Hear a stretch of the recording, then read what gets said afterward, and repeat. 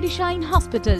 छत्तीसगढ़ में पहली बार computer navigation machine द्वारा घुटने एवं कूल्हे की जोड़ प्रत्यारोपण एवं brain spine surgery, plastic surgery, general एवं laparoscopy surgery, advance trauma care, शिशु रोग, स्त्री रोग, मूत्र रोग, दंत रोग, नाक कान एवं गले के रोगों का संपूर्ण उपचार, critical care, physiotherapy, cardiology, nephrology एवं dialysis unit, burn unit, stroke unit, pain clinic, CT scan, X ray एवं मॉडर्न पैथोलॉजी, कटे फटे होठ एवं तालू की निशुल्क सर्जरी, आपातकालीन दुर्घटना चिकित्सा सेवा के अंतर्गत 24 घंटे निशुल्क एम्बुलेंस की सुविधा। श्री मेडिशाइन हॉस्पिटल, हर एक जीवन अनमोल। नमस्कार, मैं तेज सिन्हा और आप देख रहे हैं मीडिया 24 न्यूज। इस वक्त की बड़ी खबर आ रही राजधानी रायपुर से, जहां राज्यपाल अनुसुईया उइके से मुलाकात करने पहुंचे कृषि मंत्री रविंद्र चौबे के साथ 3 और मंत्रीगण।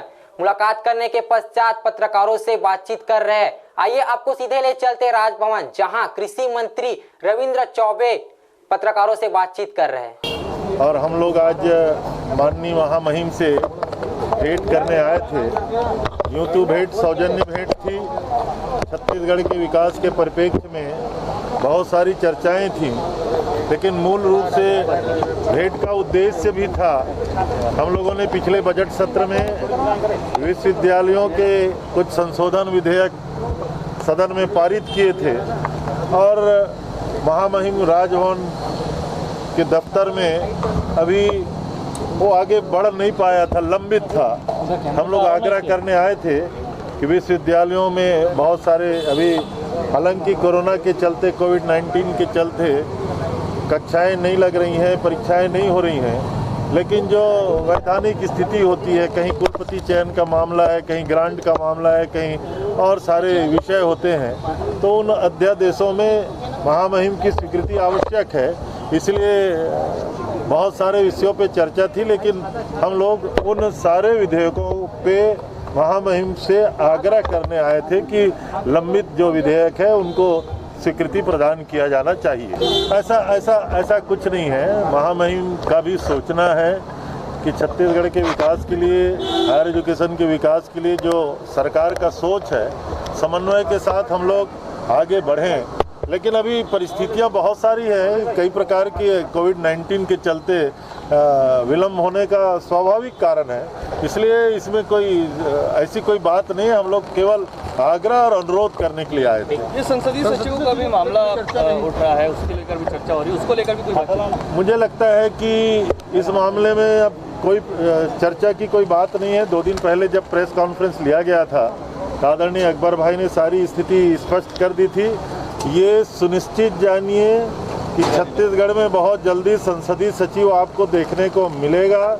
आदरणीय मुख्यमंत्री जी के नेतृत्व में जो बैठक हम लोगों, उनके मंत्रिपरिषद के सभी साथियों और कांग्रेस के वरिष्ठ नेताओं की हुई है, मैंने उस दिन भी कहा, नामों पे चर्चा हुई है, सहमति बनी है और उसमें जो आवश्यकताएं हैं कि जिन क्षेत्रों में प्रतिनिधित्व कम है और प्रकार से उनका पालन किया जाएगा और हाईकमांड से अनुमति के लिए हम लोगों ने उसको प्रेषित किया हुआ है। मुझे लगता है कि बहुत जल्दी।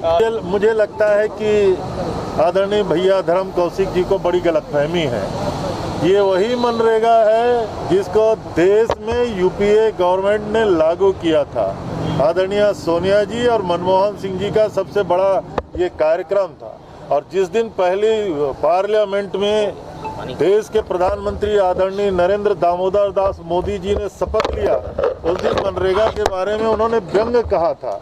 लेकिन छत्तीसगढ़ में मनरेगा हमारा अधिकार है। पॉपुलेशन के आधार पे छत्तीसगढ़ के जनता को विकास के लिए पैसे मिलते हैं, वो हमारा अधिकार है। और किन कार्यों को हम मनरेगा से करेंगे, किन कार्यों को हम अपने मत से करेंगे, ये मैं समझता हूँ कि माननीय नेता प्रतिपक्ष से सुझाव लेने की कोई आवश्यकता नहीं है। कमल सिंह ने फिर से ट्वीट किया है, कहा है कि विकास की चिड़िया कहाँ गई, पूछा है उन्होंने। मुझे लगता है कि अब डॉक्टर साहब को चश्मा बदलने का वक्त आ गया है। अगर किसानों के जेब में 53,000 करोड़ रुपया गया है, वो उनको नहीं, स्वाभाविक रूप से अगर देख नहीं पा रहे हैं, तो मुझे लगता है कि अब डॉक्टर साहब को चश्मा बदलने की आवश्यकता है।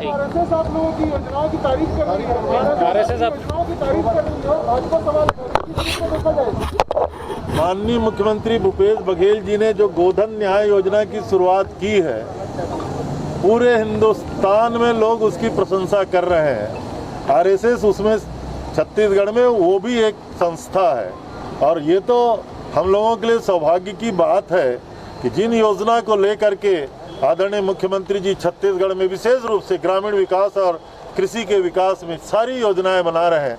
हिंदुस्तान में ऐसी कोई सरकार नहीं है जो उसकी प्रशंसा ना करे। मैंने पिछली बार भी कहा था, राजीव गांधी किसान न्याय योजना जब लागू किया गया और ये कोविड-19 के समस्या के समय तो केंद्र सरकार के द्वारा भी ये जानकारी प्राप्त किया गया था कि इस संकट के समय किसानों के खाते में सीधी राशि कैसी डाली जा रही है। तो गोधन न्याय योजना का आरएसएस भी अगर सम्मान कर रही है और स्वागत कर रही है, माननीय मुख्यमंत्री जी को बधाई दे रही है, तो इसका श्रेय निश्चित रूप से आदरणीय मुख्यमंत्री जी को जाता है। Thank you.